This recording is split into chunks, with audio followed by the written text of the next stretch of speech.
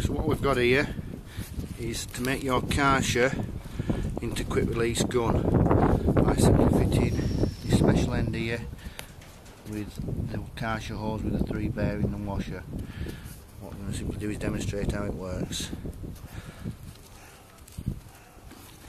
Simply push, take the old hose out, push the hose back into the new gun and then shove the clip in.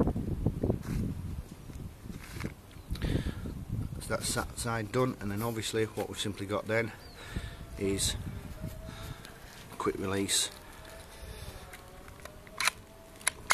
gun. Simple as that. So you need to change your lances over as you want to.